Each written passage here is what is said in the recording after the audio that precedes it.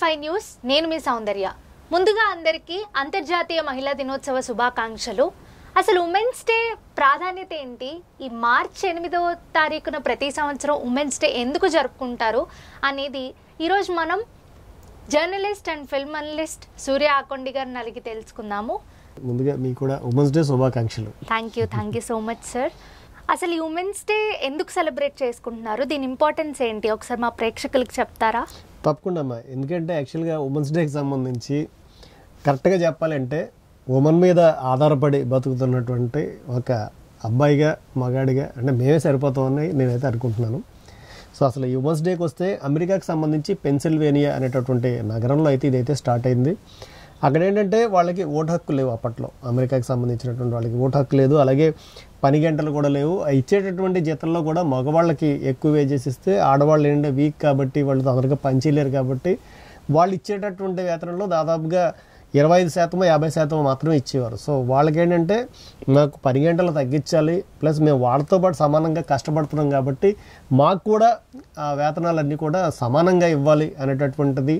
వీటితోటి అది కాకుండా ఓటు హక్కు కల్పించాలి, ఎందుకంటే మేము కూడా ఇందులో భాగమే కాబట్టి, ఈ సమాజంలో భాగమే కాబట్టి ఏదైతే ప్రజాస్వామ్యబద్ధంగా ప్రభుత్వం రన్ చేస్తున్నారో ఆ ప్రభుత్వాన్ని ఎన్నుకోవడంలో మాకు కూడా ఒక అవకాశం కల్పించాలని చెప్పి వాడైతే ఉద్యమం చేయడం అయితే జరిగింది. సో 1857 మార్చి 8వ తారీఖుని ఉమెన్స్ డేగా అయితే వాళ్ళు ప్రకటించడం అయితే జరిగింది. ఆ తర్వాత సోషలిస్ట్ పార్టీకి సంబంధించినటువంటి అమెరికాలో ఉన్నటువంటి ఆ పార్టీ వాళ్ళు ఏంటంటే దీన్ని అంటే ఒక 15,000 మందితోటే న్యూయార్క్ నగరంలో వాళ్ళైతే ప్రదర్శన అయితే చేశారు వీళ్ళందరూ కూడాను.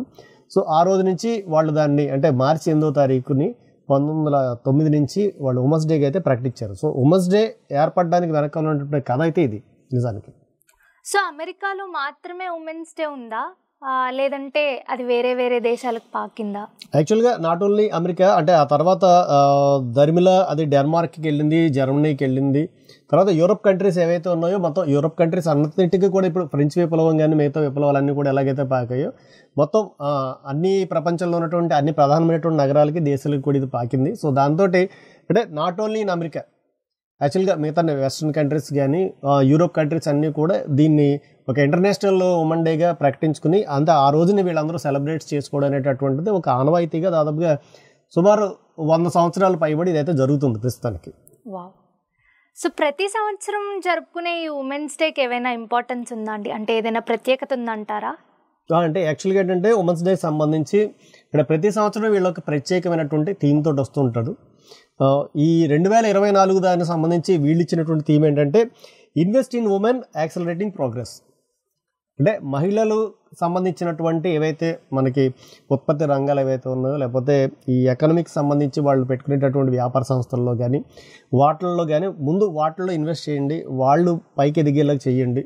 సో వాళ్ళకి పవర్ అంటే ఉమెన్ ఎంపవర్మెంట్ మీద ఉన్నటువంటి వాటిలో వీటి మీదకైతే తీసుకొచ్చారు. యాక్చువల్గా ఈ 2024 ఉమెన్స్ డేకి సంబంధించిన థీమ్ అయితే అది ప్రస్తుతానికి. ఓకే. సో భారతదేశంలో పూర్వకాలంలో ఇలాంటి రిఫార్మ్స్ ఏమైనా ఉన్నాయంటారా ఇంతకుముందు? అంటే నాకు ఉన్నాయంటారా అంటే యాక్చువల్గా నిజం చెప్పాలంటే ఈవేళ ఉమెన్స్ డేనే కాదు, నిజానికి ఈవేళ మహాశివరాత్రి కూడా. సో మనం పూజించేటటువంటి శివుడే తన శరీరంలో అర్ధభాగాన్ని ఇచ్చేసాడు అర్ధనారీశ్వరుడి కింద. సో ఇంతకన్నా రిఫార్మ్ ఉంటుందా అనేది నేనైతే అనుకోవట్లేదు. ఎందుకంటే ఉమెన్ ఈక్వాలిటీ అనేటటువంటిది ఇప్పుడు మనం ఇందాక చూసుకున్నాం, అమెరికాలో చూసుకుంటే కనుక 1857 వరకు వాళ్ళకైతే ఓటు హక్కే లేదు, అసలు వాళ్ళు గుర్తించబడలేదు సమాజంలో. సో అంటే మన ఎంతో డెవలప్డ్ కంట్రీ అనుకుంటున్నటువంటి అమెరికాలో కూడా ఉమెన్ని పట్టించుకోలేదు.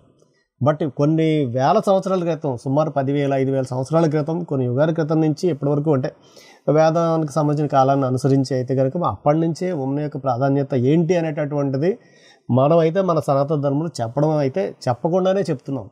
దాన్ని ఆచరించేటటువంటి వాళ్ళందరూ కూడా అది ఆచరిస్తూనే ఉన్నారు.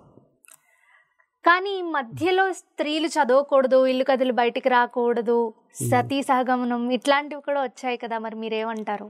కరెక్ట్. అంటే మీరు చాలా సైలెంట్గా వేయాల్సినటువంటి బాంబులన్నీ వేస్తున్నారు.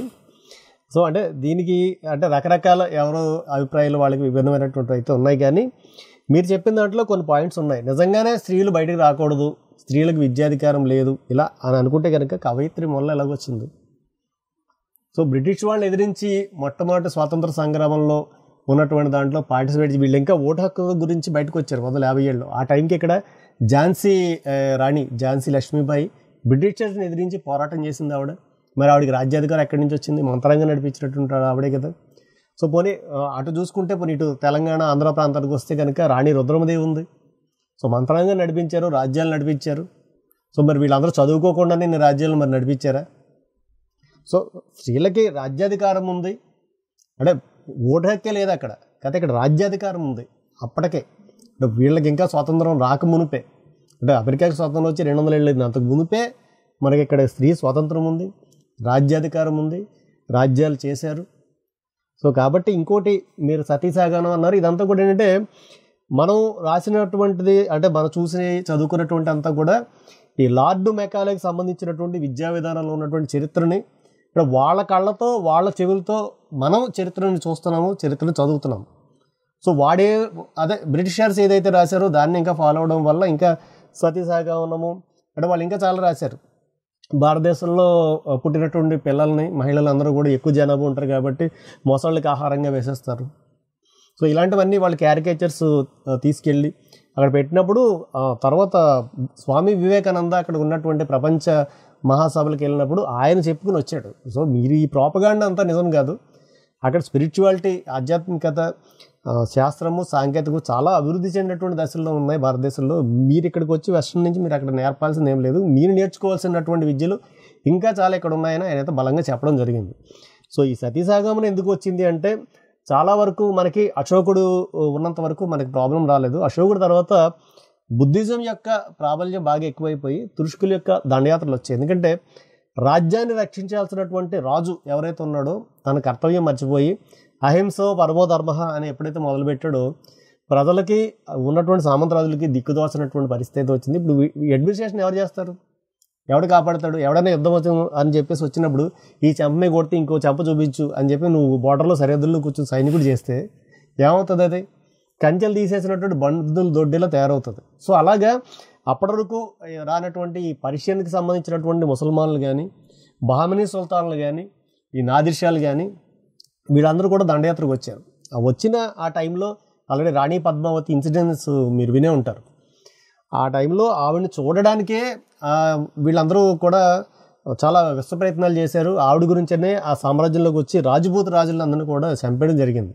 సో చంపేసినప్పుడు ఆవిడతో పాటు చాలామంది స్త్రీలు అగ్నిగుండం ఏర్పాటు చేసుకుని అందులోకి దూకి వాళ్ళని వాళ్ళు అంటే వాళ్ళెవరూ మమ్మల్ని ముట్టుకోకూడదు అనేటటువంటి పౌరుషంతో వాళ్ళ మానాలు శరీరాలని కాపాడుకోవడానికి, ఎందుకంటే ఈ శరీరాన్ని చూసే కదా నువ్వు వస్తున్నావని మంటల్లోకి దూకి ఆత్మత్యాగం చేసుకున్నారు. సో అలాగా కొంతమంది, వాళ్లే కాదు చాలామంది స్త్రీలు ఆ పని చేశారు. సతీ సహగమనం అంటే నాలో ఉన్నటువంటి సగభాగమైనటువంటి భర్త లేకుండా నేను జీవించలేను అనేటటువంటి బాధతో చేసినటువంటివి కొన్ని ఉన్నాయి. అంటే మనకు పురాణాల్లో తీసుకుంటే కనుక మహాభారతంలో పాండురాజుకు సంబంధించినటువంటి రెండో భార్య ఆవిడ సతీ సహగమనం చేసినట్టు ఉంది. అక్కడి నుంచి కుంతి మిగతా నకుల్ని సహదేవుడిని కూడా ఆవిడ అడాప్ట్ చేసుకుని ఆవిడ పెంచింది. సో వాంటెడ్లీ వాళ్ళంతటి వాళ్ళు వెళ్ళింది వేరు. ఎవరో మొత్తం చేతులు కట్టేసి భర్త సేవను తగలెడుతుంటే తీసుకెళ్ళి అక్కడ కట్టెల మీద కూర్చోబెట్టేశారు అన్నట్టు దాన్ని క్రియేట్ చేశారు. కానీ నిజానికి అలా సతీసాగమనాలు నాకు తెలిసి ఎక్కడ లేవు. ఎంత బ్రిటిషర్స్ ఏర్పాటు చేసినటువంటి ఒక దుర్మార్గమైనటువంటి ఒక కట్టు కథ అది యాక్చువల్గా సతీసాగమనం అంటే. నాకు తెలిసినంత వరకు భారతదేశం ఒక్కటి మాత్రమే, ఎందుకంటే ఆ ఉన్నటువంటి భూమిని కూడా భారత మాత అంటారు, భారత పురుషుడను, లేకపోతే భారత్ ఇంకోటి ఏదో జెండర్ను లేకపోతే ఇంకొక కాంటినెంట్ కింద పిలవరు. సో తను ఉండి నడుస్తున్నటువంటి నేలను కూడా స్త్రీ స్వరూపంగా కొలిచేటటువంటి దేశం ఏదైనా ఉందంటే ఈ ప్రపంచం మొత్తం మీద కేవలం భారతదేశమే. కాబట్టి ఈ ఉమెన్స్ డేలు ఇలాంటివన్నీ కూడా సంవత్సరానికి ఒకసారి జరుపుకోవాల్సిన అవసరం భారతీయులకి అయితే లేదు. కాకపోతే సమయం సందర్భం వచ్చింది కాబట్టి ఉమెన్స్ డే అంటే ఏంటో తెలుసుకోవాలి కాబట్టి సో మనం కూడా ఉమెన్స్ డే పూట అంటే వీళ్ళందరినీ కూడా ఒకసారి స్మరించుకునేటటువంటి అవకాశం మాకు కలిగింది. సో అవకాశాన్ని ఇచ్చినటువంటి మీకు కూడా నా ధన్యవాదాలు. చూశారు కదండి, ఉమెన్స్ డే ఇంపార్టెన్స్ని ఇంత చక్కగా వివరించారు. సో మరిన్ని అంశాల కోసం చూస్తూనే ఉండండి D5 News తెలుగు.